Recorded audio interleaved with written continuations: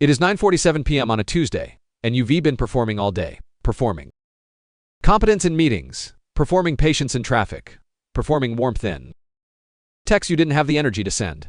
Your sympathetic nervous system has been locked in overdrive for 11 straight hours. Cortisol is still pooling in your bloodstream. Your shoulders sit near your ears. You turn the key, push the door open.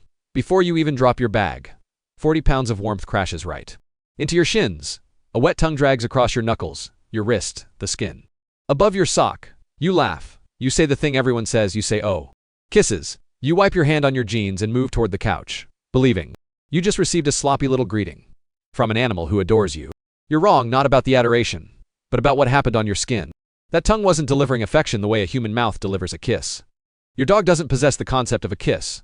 What they executed against your sweat-damp hand was a precise neurobiological scan, a chemical read of your entire hormonal state performed in under 3 seconds.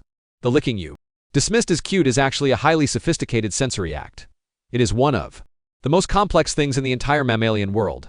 Your stress isn't invisible to them. It is leaking out of your pores in a cocktail of adrenaline, cortisol, and sebaceous oil, and your dog just tasted every single molecule of it, not with their tongue alone, but with a structure most owners never heard of, a specialized chemosensory organ sitting at the base of their nasal passage, capable of doing something your own biology simply can't.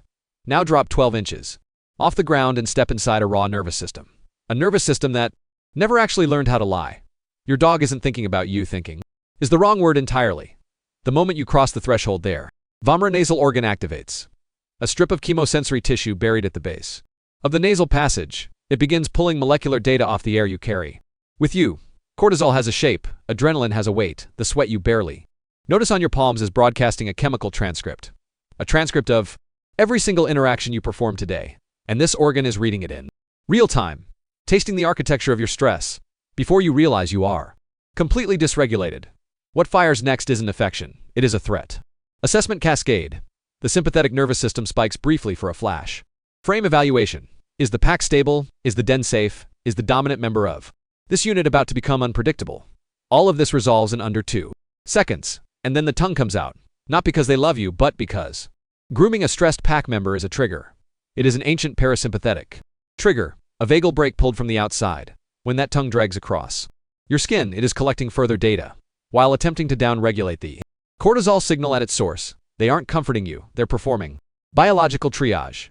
Triage on the emotional climate of the only territory they have. This is co-regulation stripped of every human story we paste over it. There is absolutely no sentiment here. A nervous system 15 centimeters off. The floor detected instability in its environment. It executed a hardwired de-escalation protocol, one that predates domestication by tens of thousands of years. Their HPA axis mirrors yours entirely. When your allostatic load stays high, their hypothalamus registers the ambient tension.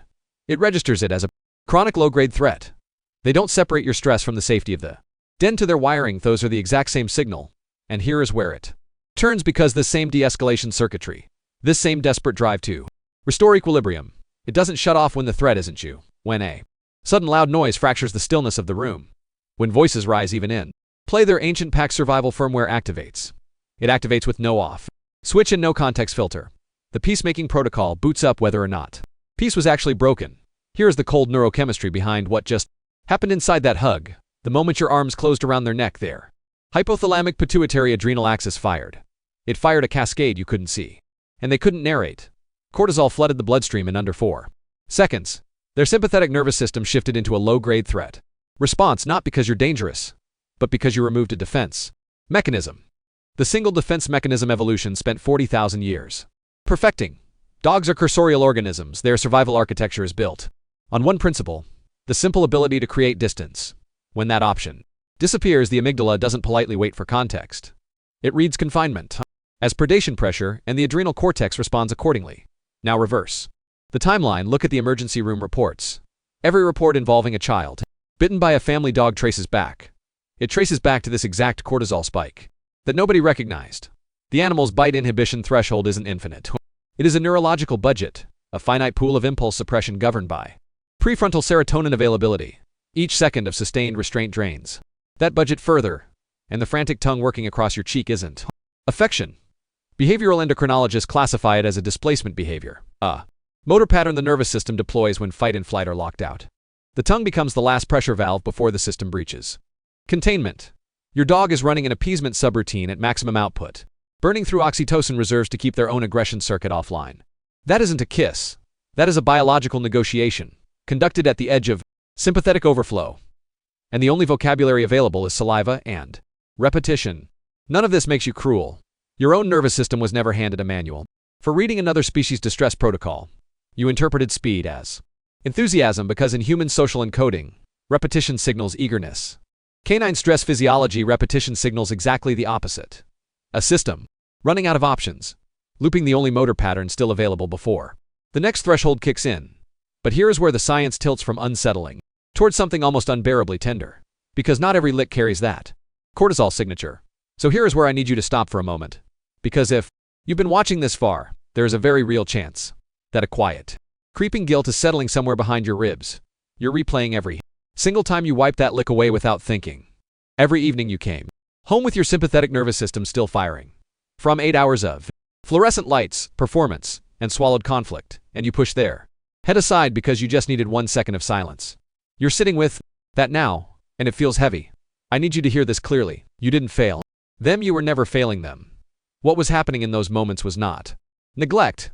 It was two entirely separate biological operating systems attempting to speak across a gap that 15,000 years of coevolution still hasn't fully closed. Your prefrontal cortex processes language, abstraction, and narrative. Their vomeronasal organ and limbic architecture process scent, rhythm, and proximity. You were exhausted. Your HPA axis was dumping cortisol into a body that had been performing all day long, holding its shape for coworkers and strangers and screens. And in that state of allostatic overload, your nervous system did exactly what it was designed to do. It contracted.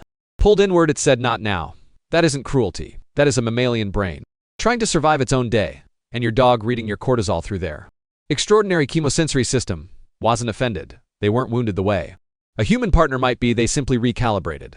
They shifted from active correlation to passive affiliative proximity. They moved to the end of the couch. They rested their chin on your ankle instead of your lap. They downgraded the signal without resentment, because resentment requires a narrative, and dogs don't build narratives, they build rhythms. You aren't two creatures who keep missing each other. You're two nervous systems that have been quietly, imperfectly, beautifully co-regulating this entire time without either of you needing a manual. The lick you missed last Tuesday didn't break anything. The evening you were too drained to sit on the floor didn't fracture a bond. Because every single time you walk back through that door tomorrow, something ancient and irreversible is already waiting for you on the other side. So here is what waits on the other side, and it requires nothing from you except stillness tonight. When you walk through that door and your dog meets you with that ancient frantic greeting, don't redirect them, don't perform your usual routine of dropping bags, checking your phone, or narrating your day to an empty kitchen. Instead, lower yourself all the way down to the floor, sit there back against the wall, legs stretched out, palms open on your thighs, stay for 2 minutes, maybe 3, that is it. No commands, no training, no agenda, just your body. Finally below their eye line, finally still. Finally not performing competence for anyone. What happens next isn't affection. Not in the way you've been taught to label it. It is correlation. Your dog will circle settle, press some part of their body against yours. Maybe a shoulder. Maybe a hip. Maybe just the weight of a chin across your ankle. That pressure isn't random. It is proprioceptive input feeding directly into your parasympathetic nervous system. The same pathway that slows your heart rate after a sprint. The same mechanism that tells your hypothalamus the threat is over. Your breathing will lengthen without you deciding to lengthen it. Your shoulders will drop a full inch without you noticing. The rumination loop, that endless replay of the meeting or the argument, or the thing you should have said, it will stutter and break, not because you meditated or performed some elaborate recovery protocol, because a living creature with no interest in your productivity simply pressed their warmth against you and waited. If this kind of pet interaction brings you back into your body, that isn't weakness, it is your nervous system recognizing a form of connection. A connection that lets it recover without performing. You don't need to acknowledge every lick or decode every signal perfectly.